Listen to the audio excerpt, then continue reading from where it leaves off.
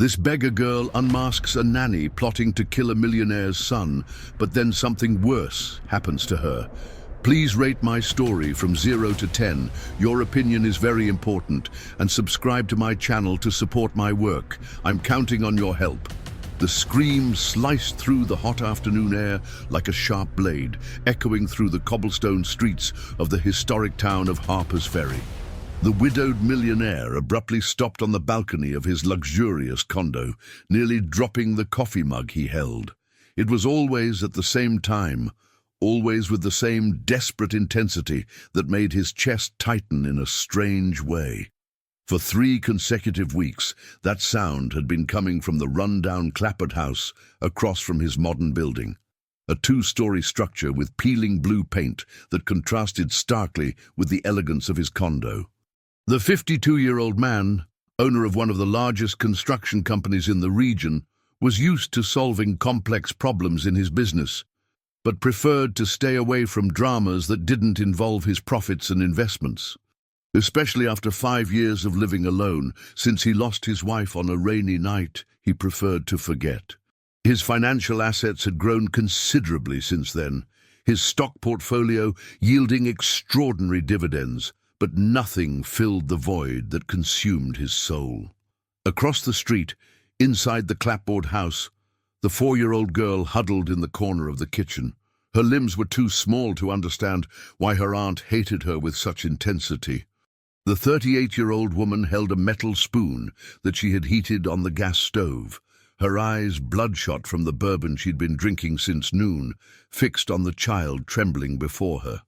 "You brought bad luck to this house," the aunt slurred, her breath heavy with the bourbon she'd been drinking since noon. "Because of you, my sister is gone.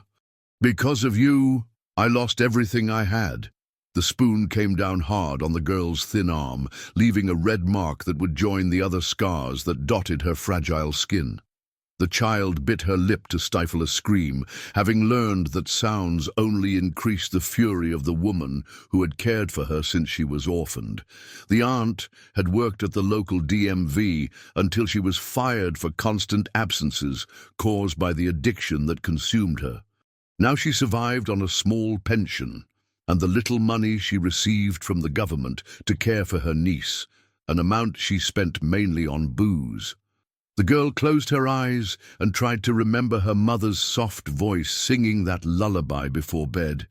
It was all that was left of her now, fragments of memories and a melody that insisted on echoing in her mind in the most painful moments. "Stop whining!" the aunt growled, putting the spoon in the drawer as if it were the most natural gesture in the world. "Go to your room, and I don't want to see you until tomorrow. And if you mess up the walls again with that charcoal, you'll find out what real punishment is." The child ran to the small room in the back of the house, a stuffy space with an old bed and a crucifix on the wall. There she curled up in the thin sheet and began to hum her mother's song softly, the only thing that still comforted her in that world of pain. She didn't know that across the street someone had finally paid attention to that melody echoing through the afternoon. The businessman stopped reviewing the contracts when he heard the faint but distinct sound. He knew that song. His late wife used to sing it while cooking, a popular folk song that spoke of free birds flying through the mountains. But where was it coming from now? He approached the window, his eyes scanning the facade of the clapboard house. One of the back windows was ajar, and from there emerged that child's voice, trembling but persistent. For the first time in 3 weeks, the man felt something other than the simple annoyance he usually felt with the screams. There was something in that voice that touched a sensitive chord in his chest, something that reminded him of responsibilities long buried under layers of obsessive work and emotional isolation. His assets in stocks and investment funds continued to grow, but that sound awakened memories that he preferred to keep dormant. Next door to the clapboard house, the 61-year-old retired teacher was watering her begonias when she heard the girls singing. Unlike the millionaire, she could no longer ignore the obvious signs. During her 40 years teaching in elementary school, she had developed a keen instinct for recognizing children in distress. That voice carried a pain that made her heart clench with anguish. "That's strange," she thought, observing the windows of the house where the family she had known for decades lived. The current caregiver of the child had always been problematic, but since she took custody of her orphaned niece, something had changed dramatically in the air of that residence. The girl never played in the yard, never ran through the cobblestone streets like the other children in the historic town. It was as if she had been erased from the world, existing only through those desperate screams that echoed punctually every afternoon. The teacher dried her hands on her apron and made a decision that would change everything. The next morning, she would pay a visit to her neighbor. It had been a long time since she had properly talked to the woman, and perhaps it was time to get to know the little girl who lived in that house of shadows better. Meanwhile, the businessman remained at the window, an uncomfortable feeling growing in his chest. The song had stopped, but something in those few minutes had awakened memories that he preferred to keep buried. Memories of a former employee who had resigned abruptly 5 years ago, a few months before the tragedy that took his wife. That woman was kind, always humming while organizing the construction company's files. Then, suddenly, she had simply disappeared from his life, leaving only a formal resignation letter and many unanswered questions. He had never thought about her again until he heard that familiar song echoing from a house where a child seemed to suffer in absolute silence. The next morning brought with it the aroma of fresh bread from the local bakeries and the typical movement of the historic town awakening for another day.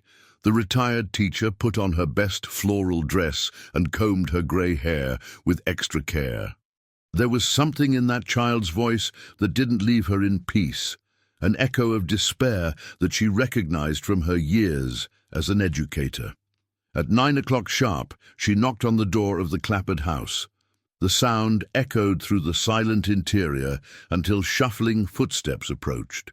The aunt opened the door with a swollen face and red eyes, clearly suffering the effects of the previous night's binge. "Good morning," said the teacher, with her most gentle smile. "I came to visit. It's been so long since we talked properly." The woman hesitated, running a hand through her disheveled hair. "It's not a good time. The house is a mess." "Nonsense, dear. We've been neighbors for so long." The teacher took a step forward, forcing the aunt to retreat. "And I would love to meet your niece. I heard she's an adorable girl." The aunt's face hardened for an instant before forcing a weak smile. "The girl is sick. High fever. Better not get close." At that moment, a soft noise came from the kitchen, the sound of something being dragged on the floor. The teacher pricked up her ears, immediately recognizing the sound of a child trying to move silently. "Maybe I can help," the educator insisted. "I have experience with sick children. I raised 3 kids, you know how it is." "No need," the aunt replied quickly, blocking the entrance with her body. "I already took her to the doctor. It's just a flu. It will pass soon." The teacher noticed the woman's nervous hands, the way she avoided eye contact, and especially the strong smell of alcohol that emanated from her even though it was so early. All the signs that she had learned to recognize during decades of dealing with troubled families. Across the street, the businessman watched the scene from his window while having breakfast. He had woken up earlier than usual, disturbed by confusing dreams where the voice of a child mixed with memories of his former employee. When he saw the teacher at the door of the clapboard house, a strange curiosity invaded him. The educator finally said goodbye to the aunt, but not before casting an investigative look into the interior of the house. There was something deeply wrong there, and her experience told her that a child was suffering. As she walked back to her house, she decided that she needed to find a way to verify her suspicions. Inside the clapboard house, the aunt locked the door tightly and went to the kitchen, where she found the girl crouched behind the table, trying to hide. The child had tried to reach a glass of water from the sink, but her height didn't allow it, and she had knocked over a chair in the process. "Didn't I tell you to stay in the room?" the aunt growled, her irritation intensified by the hangover and the unexpected visit. "I was thirsty," the girl murmured, her big eyes fixed on the floor. "Thirsty?" The aunt laughed bitterly. "You want water? Then go get it in the backyard. And since you like making so much noise, you can stay out there until I decide you can come in."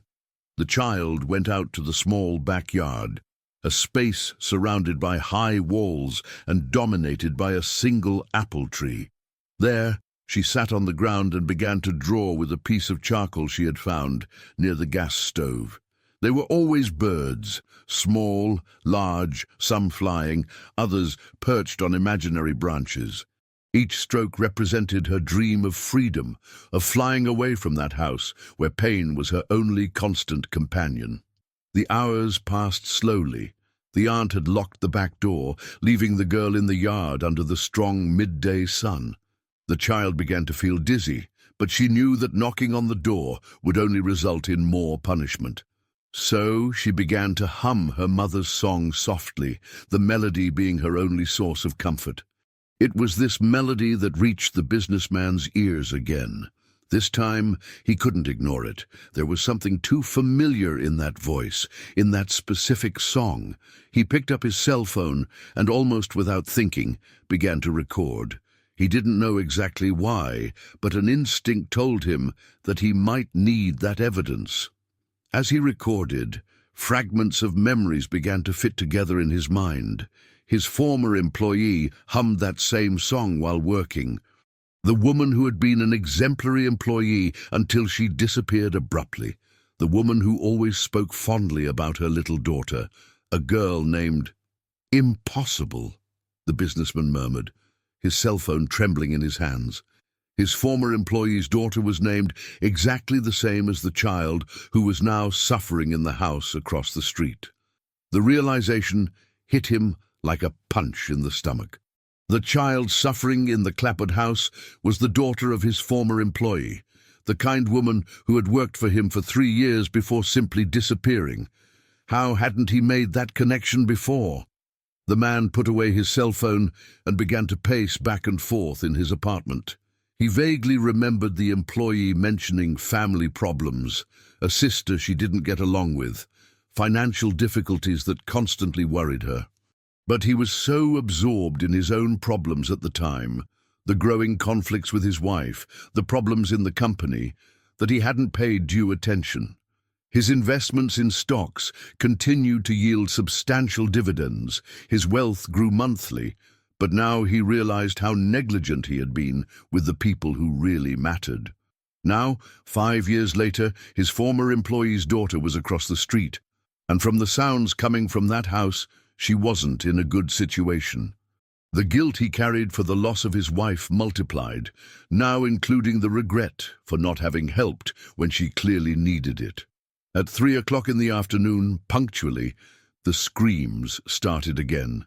This time, the businessman didn't move away from the window. He watched with growing horror as through the kitchen window of the clapboard house he saw a female silhouette moving aggressively. He picked up his cell phone again and began to record, this time with more determination. What he saw through the device's screen made him nauseous. The aunt was holding something in her hands. It seemed to be a kitchen utensil, and gesticulating violently towards a small figure that he could barely distinguish. The girl's screams echoed through the afternoon, and this time the man couldn't pretend they were just childish tantrums. When the silence returned, he remained at the window for a few more minutes, his heart pounding in his chest. He had just witnessed something that would change everything. The question now was, what would he do with this information? His investment funds and financial applications seemed insignificant in the face of the moral responsibility he felt growing in his chest. That night, the girl slept on the floor of the backyard, where her aunt had left her as punishment for making too much noise during the afternoon. The child wrapped herself in her own t-shirt and looked at the stars through the branches of the apple tree. In her 4-year-old mind, she made a silent request to her mother wherever she was, that someone, anyone, would take her out of that place of constant pain. Across the street, the businessman couldn't sleep, tormented by the certainty that he needed to act, but paralyzed by the same emotional inertia that had consumed him since his wife's departure. 3 days had passed since the businessman discovered the child's identity, and the guilt consumed him like a slow fire. During these days, he had systematically documented the episodes of violence, always at 3 in the afternoon, always with the same methodical brutality. His collection of videos and audios grew, but his courage to act remained paralyzed by the same cowardice that had haunted him since the night he lost his wife. His businesses continued to thrive. His stocks had yielded considerable profits in the last week. His investments in real estate funds guaranteed a stable income, and his financial assets grew constantly. But none of that mattered when he heard the screams echoing from the house across the street. On that Thursday morning, the retired teacher made a decision that would change the course of everything. She had spent the night awake, tormented by the certainty that a child was suffering just yards from her home. Her 4 decades as an educator had taught her to recognize the signs, and they were all present in the clapboard house. She decided to approach the situation differently. Instead of attempting another direct visit to the aunt, she opted for a more subtle strategy. At 7 in the morning, she positioned herself in the side yard of her house, the place from where she had the best view of the backyard of the clapboard house. What she saw horrified her. The girl was sitting under the apple tree, completely alone, wearing only a torn t-shirt and underwear. Her small arms were marked by obvious burns, some still red and inflamed. The child was drawing on the ground with a piece of charcoal, creating shapes that the teacher recognized as birds. "My God," whispered the educator, her hands trembling as she held the fence that separated the yards. It was worse than she imagined, much worse. The girl looked up and saw the lady watching her. For a moment the two stared at each other in silence. Then, to the teacher's surprise, the child smiled, a weak but genuine smile, and waved shyly. "Hi, Grandma," said the girl in her tiny voice, using the affectionate term she gave to all elderly ladies. "Hi, honey," replied the teacher, struggling to keep her voice steady. "Are you okay?" The child glanced quickly at the windows of the house before answering. "Yes, ma'am. I'm just drawing birdies." "That's nice. Do you like birds?" "I like them a lot. They can fly wherever they want," replied the girl, her big eyes shining with a sadness that broke the educator's heart. At that moment, the aunt's harsh voice echoed from inside the house. "Where are you, girl?" The terror that instantly took over the child's face said everything the teacher needed to know. The girl got up quickly, wiped her hands on her t-shirt, and ran into the house, but not before looking once more at the educator with an expression that screamed for help. The teacher remained in the yard for a few more minutes, processing what she had seen. The burns, the fear, the way the child reacted to the aunt's voice, everything confirmed her worst fears. She could no longer pretend that she didn't know what was happening. Meanwhile, across the street, the businessman had witnessed the entire interaction. Through his window, he was able to see the yard partially, and the sight of the marks on the girl's arms made him nauseous. For the first time in 5 years, he felt a genuine fury burning in his chest. His former employee had trusted him in some way, even if indirectly, even if he didn't know at the time. She had left her daughter in the care of a family that lived in the same town where he lived. And now, that child was being tortured while he watched from his comfortable condo, paralyzed by his own cowardice. At 11 in the morning, the teacher made a courageous decision. She put on her best Sunday dress, picked up a tray of homemade cookies that she had prepared as a pretext, and headed again to the clapboard house. This time, she wouldn't take no for an answer. The aunt answered the door reluctantly, clearly annoyed by the neighbor's insistence. "I already said it's not a good time." "Dear, I brought some cookies I made yesterday," the teacher interrupted firmly, "and I insist on getting to know the little one better. As long-time neighbors, it's our duty to support each other." Before the aunt could protest, the teacher had already entered the house, using all the authority that decades of classroom had given her. The interior of the clapboard house was dark and smelled of mold mixed with alcohol. Old and poorly maintained furniture occupied the living room, and there was a heavy atmosphere that made the air seem difficult to breathe. "The girl is sleeping," the aunt lied, blocking the way to the back of the house. "What a shame."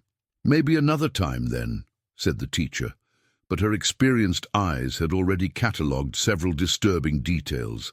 Dark stains on the kitchen floor that seemed to have been poorly cleaned, a metal spoon left on the stove, and especially small charcoal drawings on the walls that had clearly been made by a child. At that moment, a low sound came from the direction of the kitchen, a muffled sob, almost imperceptible. The teacher and the aunt froze. The silence that followed was tense and revealing. "Must be the neighbor's cat," the aunt said quickly, but her voice trembled slightly. The teacher smiled and nodded, but had decided she had seen enough. "Well, I'll let you rest then. But remember that I'm always here next door if you need anything. Anything at all." The educator's tone made it clear that it wasn't just a casual offer of help, it was a subtle but direct warning.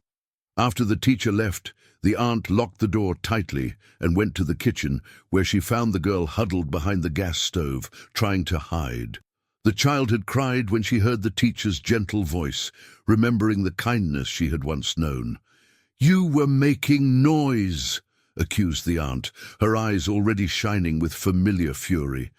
"No, Auntie, I didn't make noise," protested the girl, but her small voice sounded weak even to her. The aunt picked up the metal spoon that was on the stove and placed it directly on the flame. The girl recognized the ritual and began to tremble. She knew what was coming next. "You want to attract attention, don't you?" hissed the aunt as the spoon heated up. "Want the neighbors to come here and ask questions? You think I don't know how to take care of you?" Across the street, the businessman had positioned his cell phone on the window and was recording again. This time, he managed to capture not only the sounds, but also partial images through the kitchen window. What he saw made him make a decision that would change everything. He could no longer be just a silent observer. His former employee had been a good person, a dedicated employee who always spoke of her daughter with love. That child was his responsibility now, whether he wanted it or not. His millions in financial investments and his dividend profits meant nothing if he couldn't use his wealth to protect a defenseless child. As the girl suffered another episode of systematic torture, the businessman made a call he hadn't made in months. He called his personal lawyer and old college friend. "I need your help with a delicate situation," he said, watching through the window as the child's screams echoed through the afternoon. "It's about a child, and I think it may be a matter of life." That night, after the aunt fell asleep drunk on the living room couch, the girl managed to slip silently into the backyard. Her new burns stung, but the physical pain was less than the pain in her heart. She sat under the apple tree and looked at the stars, humming her mother's song softly. What she didn't know was that, for the first time in months, someone was truly paying attention to her suffering, and that, in the coming days, her life would change in ways she couldn't even imagine. Across the street, the businessman remained awake, planning each move with the precision he used for his millionaire businesses, but this time fighting for something infinitely more valuable than any financial asset. The lawyer arrived at the businessman's condo on Friday morning with a grave expression on his face. The two men had been classmates in college almost 3 decades ago, and the lawyer knew well the emotional isolation that his friend had built after the loss of his wife. That's why the urgent phone call the night before had surprised him so much. "I need you to tell me exactly what's going on," said the lawyer, sitting in the spacious living room of the condo.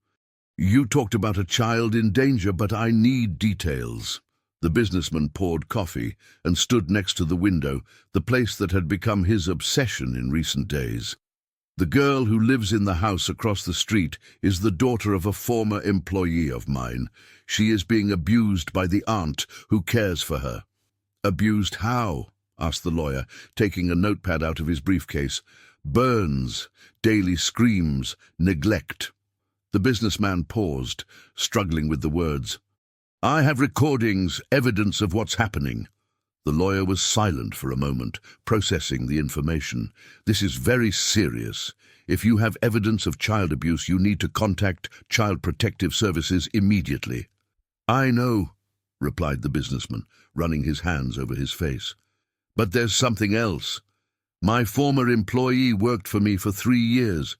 She left abruptly in 2019, a few months before my wife's accident. I never understood why, but now you feel responsible," completed the lawyer, understanding the emotional complexity of the situation. The businessman nodded. "If I had paid more attention at the time, maybe I could have helped. Maybe she wouldn't have needed to leave her daughter with this woman. I have enough wealth, capital invested in various funds, but I never used my wealth for something that really mattered." At that moment, the familiar sound of screams echoed from the house across the street, even though it was only 9 in the morning. Both men turned to the window, and the lawyer could see the expression of anguish on his friend's face. "This happens every day?" he asked, horrified. "At 3 in the afternoon, religiously. But sometimes also at other times," replied the businessman, picking up his cell phone. "Do you want to see the recordings?" The lawyer watched the videos in growing silence, his face paling with each scene. As a specialist in family law, he had seen many cases of child abuse, but something in the systematization of that violence disturbed him deeply. "We can't wait any longer. I need you to give me all these recordings right now. I'm going to contact Child Protective Services and the district attorney. This child needs to be removed from that house immediately." As the 2 men planned the intervention across the street, the girl lived another day of terror. The aunt had woken up with a particularly severe hangover and discovered that there was no more alcohol at home. Her irritation multiplied when she found new drawings of birds that the child had made on the kitchen wall during the early morning. "How many times do I need to tell you not to mess up the walls?" yelled the aunt, grabbing the girl's arm hard enough to leave marks. "You're a pest, a curse on this house." The child tried to explain, to say that she had dreamed of her mother, and that the drawings made her feel less alone, but the words were lost in sobs. At 4 years old, she still didn't fully understand why her aunt hated her so much, why each day brought new pain. "You're going to be locked in the room until I decide what to do with you," continued the aunt, pushing the girl down the hall. "And if I hear even a sound, you'll meet a punishment you've never experienced before." The room where the girl was locked was small and stuffy, with only a high window that she couldn't reach. There, she curled up in the corner and began to hum her mother's song softly, the melody being her only source of comfort in a world that seemed to have forgotten that she existed. It was this song that the teacher heard when she passed by the house on her way to the grocery store. The educator had spent the entire night thinking about the conversation with the girl in the yard, the marks she had seen on the child's arms, the atmosphere of fear that permeated that house. The teacher stopped in front of the gate and listened. The girl's voice was weak, but filled with a sadness that broke the educator's heart. At that moment, she made a decision that would change everything. Instead of going to the grocery store, the teacher went directly to the center of town, where the small office of Child Protective Services was located. She knew the counselor well, a former student of hers who had dedicated herself to the protection of vulnerable children.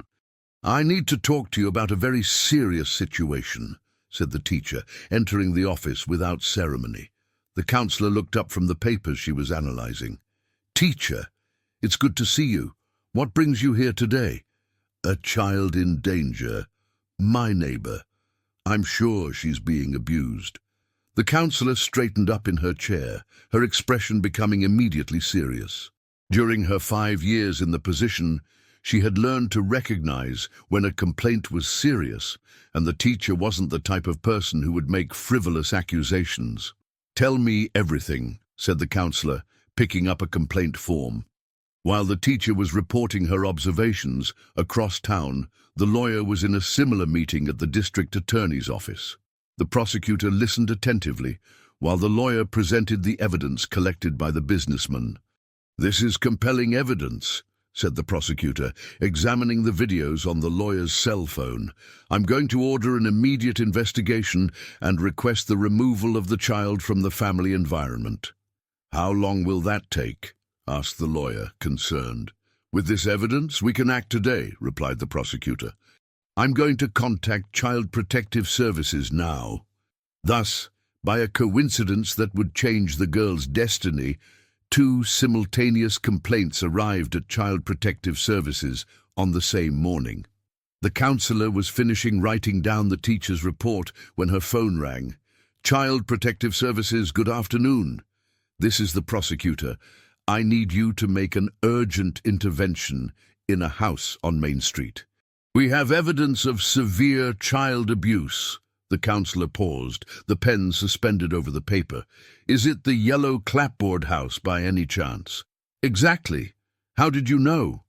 "I just received a complaint about the same house," replied the counselor, looking at the teacher with surprise. "Two independent sources. This confirms the seriousness of the situation." At 2 in the afternoon, a coordinated operation was being set up. The counselor, accompanied by 2 social workers and a court officer, was heading to the clapboard house. The teacher had offered to accompany the team, using her experience with traumatized children. The businessman watched everything from his window, his heart pounding in his chest. Finally, after days of paralysis, he had managed to act. The lawyer was by his side, both witnessing the moment that would change the girl's life forever. "You did the right thing," said the lawyer, placing his hand on his friend's shoulder. "Your investments and all your wealth wouldn't be worth anything if you hadn't used your assets to protect this child." "I hope it's not too late," replied the businessman, his eyes fixed on the team approaching the clapboard house. In the house, the aunt had gone out to buy booze at the local bar, leaving the girl locked in the stuffy room. The child continued to hum softly, unaware that her life was about to change radically. When the counselor knocked on the door of the clapboard house and received no answer, she used her legal authority to enter the property. What they found inside surpassed even their worst expectations: a dirty and poorly maintained house, a strong smell of alcohol, and obvious signs of neglect in every room. It was the teacher who first heard the weak voice coming from the room in the back. "Someone's here," she said, guiding the team down the hallway. When they opened the door to the room and found the girl huddled in the corner, singing her sad song, everyone present felt a pang in their heart. The child looked up with big, scared eyes, not understanding who these people were or what they wanted from her. "Hi, honey," said the counselor, crouching down to be at the child's height. "My name is Anna. We're here to help you." The girl looked at the teacher, recognizing the kind lady who had talked to her in the yard. A glimmer of hope shone in her eyes, but it was quickly replaced by fear. "Auntie will be mad," she whispered. "You don't need to worry about that now," said the teacher, reaching out to the girl. "We're going to get you out of here, okay?" And so, after months of silent suffering, the girl was finally removed from the house, where she had known only pain and fear. Across the street, the businessman watched with tears in his eyes, knowing that his decision to act had saved the daughter of the woman who had once worked beside him. His millions in stocks and investment funds had finally served a truly valuable purpose, giving a second chance at happiness to a child who deserved to know love. If you enjoyed this wonderful story, please comment giving it a rating from 0 to 10. Your opinion is very important. And if you love beautiful stories, subscribe to my channel. I promise to make your day better with my videos.